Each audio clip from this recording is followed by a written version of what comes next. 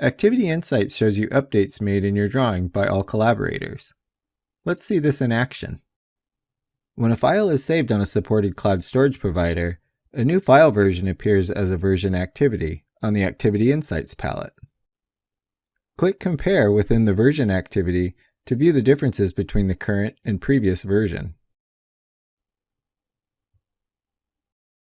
The new Activity Properties panel provides further information about these changes. Click Exit Compare to end the comparison and close the DWG Compare toolbar.